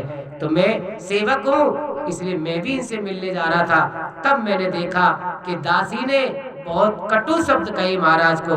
तब महाराज को क्रोध आया, और क्रोध में आके सब हुआ है। एक बात ध्यान रखना, गांव में साधु संत महंत ब्राह्मण योगी तपस्वी महात्मा ब्राह्मण ये कभी गांव से निराश होके नहीं जाना चाहिए। अगर ये लोग गांव से निराश होके चले जाते हैं तो गांव का सारा पुण्य ले जाते हैं, और कहीं ना कहीं हमें बद्दुआ और दुआ ही दे के जाते हैं। इसलिए महाराज उनके पास चलो। तब जाके मनसा सेठ आए, साधु महात्मा के नरसी भक्त के पैर पकड़े, आप हमारे समधी हो, ये जितने भी रिश्तेदार आए हुए तुम्हारे भी रिश्तेदार हैं ये, आप प्रभु अपनी माया को समेटो, हमें क्षमा करो, कृपा करो प्रभु, अब ये सब नहीं चलेगा। तब जाकर नरसी भक्त ने गंगा मैया को आज्ञा दी कि नहीं मैया, विनाश करने की जरूरत नहीं है, सिर्फ मैं तो इन्हें चेतावनी देना चाहता था, उसमें आपने मेरी हेल्प करी, आपका धन्यवाद। अब गंगा मैया आप अपने आप को समेट लो। इस तरह से धीरे धीरे गंगा मैया ने अपना विकराट रूप हटाया। उधर जैसे ही नरसी भक्त को कहा कि अब आप इस झोंपड़े में नहीं रहोगे, आप हमारे साथ चलो। नरसी भक्त ने कहा नहीं, मुझे स्थान इस झोंपड़े में मिला है, मैं इस झोंपड़े में ही रहूंगा। ये वार्तालाप चली रही थी। इतनी देर में वहां से भगवान श्री कृष्ण की तरफ से कुबेर भंडार आए। कौन आए? कुबेर भंडार। हम कहते हैं वो देता नहीं है, वो देता नहीं है, वो दे, अरे तू लेता नहीं है, तुझे लेना कहाँ आया? कलयुग में जिसको लेना आया उसने ले लिया, तुझे कहाँ लेना आया? तू तो अपने माँ बाप की रिस्पेक्ट नहीं करते, अपनी सास ससुर की रिस्पेक्ट नहीं करते। जिस सास ससुर ने इतना कुछ हमें दे दिया, पति भी दे दिया, घर भी दे दिया, मकान भी दे दी, तिजोरी की चाबी भी दे दी, फिर भी तो माँ बाप के लिए हम नहीं कुछ कर पाते, हम लोग सास ससुर के लिए नहीं कर पाते, अपने बड़ों के लिए हम कुछ नहीं कर पाते। हम संसार में किसी के लिए क्या कर पाते? अपने लिए जीते, सिर्फ अपनी खुशियां पूरी करते। अपना मन है तो सामने वाले को हम खुशी दिखा देंगे, और अपना मन नहीं है तो ऐसा चेहरा दिखाएंगे, ऐसा चेहरा दिखाएंगे कि सामने वाला के कहेगा क्या बोलूं तुझे, क्या हो गया रे तुझे, गोलगप्पे से मौका बना के बैठ गई है, कहा है तो है गोलगप्पे जैसा मौका बना लो, तेरे भगवान ने वैसे ही बहुत अच्छी शकल सी दी है, और बढ़िया सी काइक बना लिए तेने, कहा है गयो। तो ये है कलयुग में। देखो आप एकांत में बैठना, जितने यहाँ कथा सुन रहे हैं गांव में, ऑनलाइन वीडियो के माध्यम से जितने भक्त कथा सुन रहे हैं, एकांत में जाके सोचना, विचार करना, और फिर बात करना कि हम लोग कितने दिन से तो खुल के नहीं हंसे, कितने दिन से खुल के हंसे नहीं है हम, कितने ही दिन से हमें याद ही नहीं है कि हम पहली बार कब खिलखिलाकर हंसे थे, दिल से कब हंसे थे, हमें पता ही नहीं है। अब वो हंसना नहीं, फोन पे चुटकुला देख लिया तो हंस लिया, वो तो चुटकुले का हंसना हो गया, वो चुटकुले ने हंसाया है, वो हंसना नहीं। तो हंसना है अपनों के संग हंसना। अगर चुटकुले ने फोन में हमको दिख रहे और चुटकुला आ गया तो हमारे मन में कितने भी गम है, फिर भी हम हंस गए, खिलखिला लिए। वो एक खिलखिलाना अलग है, चुटकुलों पे हंसना, किसी कॉमेडी पर हंसना, वो एक अलग बात है। लेकिन सच में अपनों के सामने हंसना एक बहुत बड़ी बात है। पता है पत्नी तो जब ही हंसी होगी पहली बार जब वो पति आया था बिहाने दरवाजे पर, जब माला डाली थी, जब ये बेचारा थोड़ा झुकता रहा था, सिर को नीचे को झुका रहा था, तभी अच्छा लग रहा था। और उसके बाद तो फिर राधे राधे तुम ही बोलोगे तो ही ठीक रहेगा। क्या बोलोगे? जोर से बोलोगे। कुबेर भंडार मनसा सेठ से आकर बोले, हमारे नरसी सेठ जी कहाँ हैं? मनसा सेठ ने कहा, नरसी सेठ? बोले हाँ, हमारे सेठ जी कहाँ हैं? बोले अगर नरसी तो यही है महात्मा जी।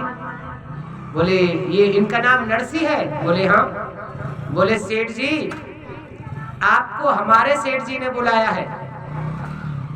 बोले भैया तुम्हारे सेठ जी? बोले हाँ, हमारे सेठ जी रथ पर बैठे हैं और रामा के लिए भात लेकर आए हैं। जो आपने जमा किया था वो सारा इकट्ठा करके लाए हैं। जमा मतलब? क्यों जमा नहीं करते हम लोग? करते हैं हम लोग जमा। जब गेहूं बोने का टाइम आता है ना, गेहूं बोने का, तो पृथ्वी में एक अनाज का दाना डालते हैं, एक। और उसके बाद कितने दिन मेहनत करते हैं हम लोग? कितने दिन मेहनत करते हैं? उस एक अनाज को डालने के बाद कितनी मेहनत करते हैं हम लोग? पानी लगाते हैं उसमें, खाद लगाते हैं उसमें। कोई बिगड़ा हुआ सांड आ जाता तो खेत में ऐसे ही घुस जाता, पेड़ों को तोड़ता हुआ चला जाता। लेकिन हम लोग लगाने दें तो हम लोग कैसे जाते हैं? एक भी पेड़ गलती से ना टूट जाए। क्यों? वो हमने लगाया है ना, वो हमारी मेहनत का है ना। अब कोई दूसरा सांड घुस जाता तो कभी कभी तोड़ ताड़ के भी चला जाता। लेकिन यहाँ एक गजब की बात है जो तुम्हें समझ नहीं है। आज भगवान श्री कृष्ण ने कुबेर भंडार को भेजा है। कुबेर भंडार क्या कह रहे हैं कि जो तुमने जमा किया वो तुम्हें मिल रहा है। क्या ये सत्य है? बोले हाँ, यही सत्य है। कलयुग में मानव बन के जितनी हम लोग अच्छाई दिखाते हैं, जितना हम लोग दान पुण्य करते हैं, जितना हम अपने परिवार के प्रति आस्था भाव रखते हैं, ये सब मिलाकर ही हमें 84 लाख योनियों में जब हम लोग जानवर बनते हैं तो ये सब कुछ का कर्म, उनको कर्मों को वहां भुगतना पड़ता है। राधे, उन्हें हमें भुगतना पड़ता है। अभी एक संतराम महाराज जी कह रहे थे, 12 बजे के कथा के सत्संग चल रहा था उनकी अपनी एक वाणी से, गाय के बारे में। मैंने बहुत ध्यान से सुना उस चीज को। और श्रोता का काम ही सुनना, वक्ता का काम है कहना। वक्ता मतलब जो कह रहा है, श्रोता मतलब जो सुन रहा है। और सुनने वाला कई होते हैं और सुनाने वाला एक होता है। सुनने वाले को पता भी नहीं है कि हम क्या सुन रहे हैं, और सुनाने वाले को पता होता है कि हम कौन सा शब्द का उच्चारण कर रहे हैं, कौन सा शब्द हमारा विरोध का है और कौन सा शब्द हमारे फेवर का है। तो दोनों सब शब्दों पर ध्यान रखना पड़ता है। संत ने, महाराज जी ने, संतराम बाबा जी, साधु महात्मा ने गाय के बारे में बताया था। और ये सत्य भी है। अगर हम कलयुग में गाय बैल पर हाथ उठाते हैं, कलयुग में, अब बहुत सी माता बहन कहती है ना, उनको लिए कह ही देता हूँ, जो होगा देखा जाएगा। वो बहुत सी माता बहन कहती है ना, मेरा पति मुझे क्यों ज्यादा पीटता है? तुझे क्यों पीटता है ज्यादा? बता दूं, तने पिछले जन्म में गाय ज्यादा पीटी होगी, इसलिए इस टाइम तेरा पति तुझे धुन रहा है? आज सुबह की न्यूज मैंने देखी, एक पत्नी ने पति को धो दिया। नेट से देख रहे, सब चीजें उजागर करनी चाहिए। पत्नी ने पति को पीट दिया। Very good. अब थोड़ा ज्यादा स्मार्ट होती जा रही है ना, ज्यादा समझदार होती जा रही है? पूरे भारत में राज चल रहा है ना। लेकिन गलती पिता की थी इसमें। उसने अपना पति धर्म छोड़ा और मातृ धर्म निभाया। कभी कभी हमें कुछ समय के लिए कठोर नियम लेने पड़ते हैं, यही मानव का असली है। अगर मानव कठोर नियम ना करे, कठोर डिसिप्लिन का पालन ना करे, तो फिर मानव किस बात का है? जैसे ही नरसी ने कहा, भैया कहाँ है हमारे सेठ जी? बोले आपके सेठ जी नहीं, मेरे सेठ जी। बोले भैया कहाँ हैं? बोले रथ पे बैठे हैं, चलो। अब नरसिंह भक्त जैसे ही दौड़ कर गए तो रुक्मणी जी बैठी हैं रथ पर। रुक्मणी जी ने नरसिंह को देखा तो भगवान श्री कृष्ण से कहने लगे तुम्हारे कैसे भक्त हैं, विचित्र से कैसे भक्त हैं ये? बोले भक्त यही होते हैं, असली भक्त यही हैं। घर गृहस्थी में रह के भगवान को प्राप्त करना, ये असली साधु की पहचान है। घर गृहस्थी में रह के उस भगवान को प्राप्त करना, ये असली मानव की पहचान है। घर गृहस्थी में रह के उस भगवान को अपने नजदीक बुलाना, अपने पास बुलाना, ये जरूर कोई ना कोई इनका अगला पिछला कर्म होता है जो जाने अनजाने में हो जाता है, और उसकी सजा और फल देने का अधिकार मुझे दिया हुआ है राधे। इनका फल अधिकार मुझे दिया हुआ है। इनका नहाना मत देखो, इनकी आत्मा देखो कितनी पवित्र है। जैसे ही भाग कर आए नरसिंह, और नरसिंह जी जैसे ही आए आके भगवान श्री कृष्ण के पैरों में लेट गए। लेटे भी क्या, दंडोती प्रणाम कर रहे हैं। देखो प्रणाम के भी बहुत सारे तरीके हैं, नमस्कार करने के, पैर छूने के बहुत सारे तरीके। पहले की जो बहू होती थी ना, बहू, वो सासू माँ के पैर दबाया करती थी थकान उतारने के लिए। पहले 2 घंटे, दुनिया की नहीं पता, मुझे मेरी पता है। मेरा जब विवाह हुआ था तो मेरी लुगाई मेरी माँ के 2 घंटे पैर दबाती थी डेली। पहले ऐसा होता था। क्यों? बोले ये कहा गया है शास्त्रों में कि माता पिता सास ससुर इनके चरणों में 4 धाम की यात्रा है। बेटे के लिए स्वभाव है, लेकिन बेटा भी और आजकल बेटी भी, बेटी के सौभाग्य में अपने माँ बाप के चरण छूना तो है नहीं, तो बोले उस सासू माँ के चरण छूना है। लेकिन पहले चरणों को दबाते थे, आजकल तो चरणों को छूते भी नहीं। कहीं सासू माँ से अनमन चल रही हो, अंदर से मनमुटाव चल रहा हो, और कोई पड़ोसन आ गई हो। अब पड़ोसन के भी पैर छूने पड़ते तो दिखाने के लिए, सासू माँ के भी छूने पड़ते दिखाने के लिए। नहीं छूंगी तो ये कहेगी सूती नहीं है तू, तो दिखाना भी पड़ता है। मन नहीं है लेकिन फिर भी करना है। भाग कर आएगी आके वो मम्मी जी मम्मी जी मम्मी जी क्या हो गया? धरती छू के भाग जाएगी, पैर भी नहीं छुए, मम्मी मम्मी करती रह गई, पैर भी नहीं छुए। अब पड़ोसन देख रही है, अरे तेरे पैर नहीं छुए इसने। बोले ऐसे ही छूती है, ऐसे ही छूती है। ऐसे क्यों छूती है? बोले जमाना मॉडल आ गया ना, क्या कर लोगे, जमाना मॉडल आ गया। पहले सिंदूर पूरा लगाते थे, अब लिपस्टिक लगा के काम चल जाता है। पहले सासू माँ के पैर दबाया करते थे, आजकल धरती छूने से ही काम चल जाता है राधे। आजकल धरती छूने से बदल गया ना जमाना। पहले पति की लंबी उम्र के लिए सिंदूर लगाते थे ना, मांग में पूरा भरते थे। अब कौन लगाता है सिंदूर? अब तो लिपस्टिक लेंगे, वही होठों पे लगा लेंगे, वही माथे पे लगा लेंगे, 16 श्रृंगार है, हो गई लंबी उम्र पति की।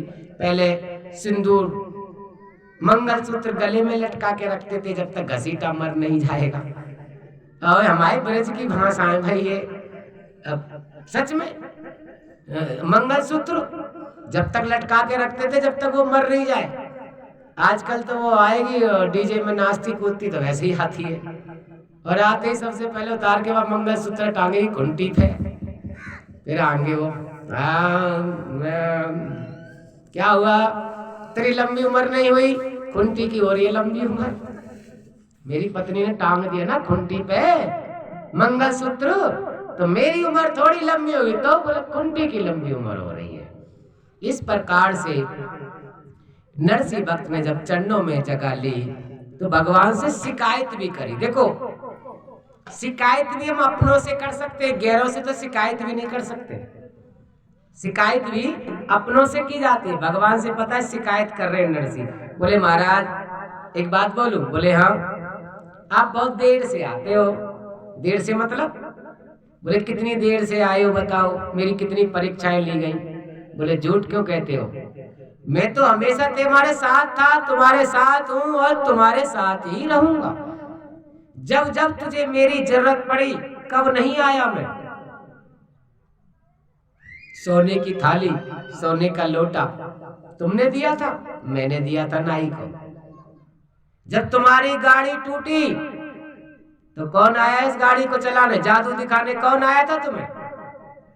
और आज अभी रामा के भात भरने का समय अभी बाकी है, उससे पहले ही आया हूं। चलो सेठ जी, अब टाइम वेस्ट नहीं करते हैं, चल के रामा का भात भरते हैं। रुक्मणी जी बोली महाराज मैं भी भात पहनाऊंगी। हाँ हाँ तुम भी चलो, दोनों चलते हैं, दोनों पहने। तुम एक काम करना, तुम स्त्रियों को पहनाना, मैं पुरुषों को पहनाऊंगा। है ये भाग्य किसी का? इतना कोई कर सकता है? नहीं। इतना करोगे तभी भगवान उतना करेगा। जमीन में अगर एक अनाज का दाना नहीं डालोगे तो भगवान आपको 10 दाने देने वाला ही नहीं है। कहां से देगा? वो अपने कर्म से, अपने नियम से बदला हुआ है, बंधा हुआ है। आज नरसिंह भक्त ने जैसा कहा वैसा भगवान ने करा। 56 रथ लेकर आए। पता है जब मां गई ना दरवाजे पर, तो रुक्मणी जी ने मजाक करी। रुक्मणी जी मजाक में बोली कन्हैया से, वो समदन को बुलाओ, समदन को। मजाक मत करना समदन जी से, इस समय हम रिश्तेदार बन के आए। हाँ बोले नहीं मजाक नहीं करूंगी, लेकिन 1.25 कुंटल को वही के हाथ में दूंगी। पर्चा में लिखवाया 1.25 कुंटल को। हाँ 1-8 किलो को लिखवाई देती, 2-4 किलो को लिखवाई देती, 1.25 कुंटल का सिलवटना मैं उन्हीं को दूंगी। बोले ठीक है। बुलाया, रामा से कहा पहले आप अपनी माता जी को बुलाओ। रुक्मणी जी ने कहा रामा आप पहले अपनी सासू माँ को बुलाओ, मदर इन लॉ को बुलाओ। तो रामा तो उसी अंदाज से बोलती थी संस्कार के हिसाब से, माता जी आ जाओ, कुछ आपको गिफ्ट मिलने वाला है, ले लो। अब माता जी हंसती हंसती आई, मुस्कुराती मुस्कुराती। और रुक्मणी जी ने कहा आपको याद है आपने क्या लिखवाया था? बोले नहीं नहीं वो तो गलती से क्यों, वही मिलेगा। याद है ना क्या लिखवाया था? हाँ वो 1.25 कुंटल सोने का सिलवटना। कुबेर जी लाओ। रुक्मणी जी ने तो साध लिया, रुक्मणी जी ने तो हाथ में ले लिया। और जैसे ही समदन जी से कहा साधो पकड़ो, अब 1.25 कुंटल कहाँ सदरो समदन थे, कहाँ सदो, तो पैर में गिर पड़ो। जैसे ही पैर में गिरा तो समदन जी आओ कबड्डी कबड्डी खेल लेंगे, लंगड़ी लंगड़ी। वो खेलते थे ना पहले, कबड्डी कबड्डी लंगड़ी लंगड़ी, लंगड़ी लंगड़ी खेल रही है। रुक्मणी जी ने कहा क्या हुआ क्या हुआ? ध्यान रखना सेठानी, कभी किसी संत की परीक्षा नहीं लेते, कभी किसी ब्राह्मण की परीक्षा नहीं लेते। सच तो ये है कि भगवान के भक्त की परीक्षा नहीं लेते राधे, भगवान के भक्त की परीक्षा नहीं लेते। वो दुनिया के लिए झुकता है लेकिन अपने भक्त के लिए तो वो जीता है। इस प्रकार से पूरे गांव में सब कुछ बांटा गया। कहने वाले कहते हैं हमारे चेतन आधार जी एक बहुत अच्छे सिंगर हुए, जिन्होंने जिस समय पर सीडी नहीं चलती थी, जिस समय पर ऑडियो कैसेट चलती थी, एक टेप रिकॉर्ड आया करता था, उस टेप रिकॉर्ड में उस कैसेट को हम लोग लगाते थे, फिर हम लोग किस्सा कहानी कोई भी चीज हुआ करती थी तब हम उसे सुना करते थे। उस टाइम पर चेतन आधार जी ने नरसिंह भक्त का कलयुग में प्रचार किया और दुनिया को बताया कि भगवान कलयुग में अवतार लेके भी चले गए, भगवान आके भी चले गए। ये चेतन आधार जी ने समझाया था। जैसे ही वहां बटना शुरू हुआ सब कुछ, तो हीरे जवाहरात की साड़ियां, लहंगे, चुन्नी, ये वो सबकी औकात से 100 गुना ज्यादा, 1000 गुना ज्यादा बटा। एक अम्मा जी बिचारी वो रात्रि में थोड़ा रसगुल्ले ज्यादा खा लिए। पोपली अम्मा थी, पोपली अम्मा, हमारे यहाँ भी एक पोपली अम्मा, और रसगुल्ले ज्यादा खा लिए। अम्मा ने, पोपली ने रसगुल्ले खाए के पोपली अम्मा सोई गई, कोने में पड़ गई जाके। रात्रि में जब बात बट रहा मां, तो भगवान ने कही भाई कोई रह तो नहीं गए हो? बोले नहीं महाराज, सब आ गए। अब पोपली अम्मा भूल गए कि वो हमारी अम्मा रह गई। और सबने सोचा रे कोई बात न, रह गई होगी, हम दे देंगे, इतना मिल गो, रहन दो। भगवान जी सब आ गए। बोले फिर भी देख लो कोई रह तो नहीं गया? बोले कोई नहीं रहा। बोले ठीक है। मनसा सेठ ने कहा महाराज आओ, थोड़ा जलपान कर लीजिए। भगवान श्री कृष्ण ने वही पुराना वाला जवाब दिया, परंपरा वाला। हम बेटी के यहाँ का जल पीना पसंद नहीं करते। हम बेटी की तरफ से आए हैं, हम नरसिंह भक्त की तरफ से आए हैं, और बेटी के यहाँ जाकर हम पानी की पीना पसंद नहीं करते। ये हमारा परंपरा है, ये हमारे कुल की रीत है। इसलिए सेठ जी हम तुम्हारे घर का अन्न जल नहीं करेंगे। इस तरह से भगवान श्री कृष्ण बिना अन्न जल करे, बिना भोजन करे, सब कुछ वहां देकर गए। और ये हकीकत है। कभी कभी तो पता है क्या होता है, हम लोग ये जो भंडारे वगैरह करने वाले लोग होते हैं ना, इनको थोड़ा हम दान दिया है ना, थोड़ा 2-4 आटा वाटा कुछ दान में दिया है, और वो हमें प्रसाद देना भूल जाए, फिर देखो हम कितने शिकायतों के पुलंदा बनाएंगे। हमने दिया था, तुमने नहीं दिया। तेने दान दे दिया, भूल जा। तेरे भाग्य में होगा तो मिल गया, नहीं है तो संतुष्ट रहे, फिर अगली बार मिलेगा। भूल गए होंगे। ये कोई बेटी की शादी थोड़ी है जो नाम याद कर करके कार्ड पे नाम लिखे जाएंगे। ये कोई बेटे की शादी थोड़ी जो नाम पे कार्ड याद कर करके लिखे जाएंगे। ये तो भंडारा है। और भंडारे के बारे में, अन्न के बारे में कहने वालों ने जो कहा है, वो लोग झूठे नहीं हो सकते, वो लोग सच्चे हैं। और उन्होंने क्या बोला है? बोले उन्होंने एक बात कही है कि दाने दाने पे लिखा है खाने वाले का नाम राधे, खाने वाले का नाम। अगर भंडारे में तेरा नाम लिखा ही नहीं है, प्रसाद में तेरा नाम लिखा ही नहीं है, तू बहुत बड़ा लिखो पढ़ो पापी है गयो, तो हम क्या करें? तेरे भाग्य में जो है ही नहीं, तो तू हमारे जोरे रहते रहते भी पहुंच जावे वो अमरवाड़ा। भंडारो तैयार रह जावे वो तो पहुंच जावे वो अमरवाड़ा, और अमरवाड़े में पौआ पी के सो जावे वो। तेरे नसीब में पौआ है, भंडारो है ही नहीं, तो बता कहाँ से खवाएंगे? तो जबरदस्ती खवाएंगे का? जिसके भाग्य का है उसे मिलता है। और भगवान ने सबको दिया, कोई नहीं रहा। सिर्फ वो पोपली अम्मा तो अपनी गलती से रह गई, चले गई भगवान। और सवेरे सवेरे वो पोपली अम्मा ही जगी। सबसे पहले 4 अम्मा ही घर के बड़े बूढ़े पहले जगे खड़े, वही खटर पटर करेंगे। फिर हमें पता चला कहाँ खटर पटर हो रही है, जग गई अम्मा, जग गई, हमें भी जगना चाहिए। और बड़े बूढ़ों की आदत होती है, जहाँ हम लोग सो रहे होते ना, तो बहुत सी जगह बड़े बूढ़े सोचते हैं अगर खुद जगाएंगे तो ये उल्टा सीधा बोलेंगे, तो इन्हें कैसे जगाएं?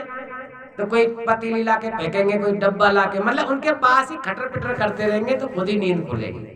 और ऐसा ही हुआ। ध्यान से सुनना जरा। कलयुग में सूत जी महाराज नेमी सारण में बैठ के कलयुग की नरसिंह भक्त की कथा सुना रहे हैं। जब भगवान जाने लगे तो अम्मा जी सुबह सुबह 4 बजे ब्रह्म मुहूर्त में जगी, लेकिन वहां पूरी रात कोई सोया ही नहीं था। और जिन कन्याओं को नए नए लहंगा चुन्नी मिल गए, नए नए बढ़िया वारे, अब वो पहन के कहीं सोए रही है, उन्हें पहन के लग गई काम में, झाड़ू लगा रही है, पोछा लगा रही है, जो भी घर के रिश्ते का काम, उस समय का जो भी काम था करने लग गई सब। और जैसे करने लगे तो पोपली अम्मा आ गई, चोरी एरी एरी, तेरो बाप तो निरो गरीब है, और ये इतना लहंगा चमक चांदनी कांटे ले आई? चोरी तू कौन से बराती से पटाके ले आई? ए पोपली अम्मा, एक्स्ट्रा मत बोलना, पता है भगवान जी आए थे, वो दे के गए सबको। हाँ, तू कहाँ रह गई? अरे पोपली कहाँ मर गई तू? अरे कहाँ बताऊं, वो रात को रसगुल्ला काले वाले, पीले वाले, सफेद वाले, हरे वाले, निरे रसगुल्ला है। और एक रसगुल्ला मैंने चेक करो तो मेरे मन ने कही अरे दूसरों को छोड़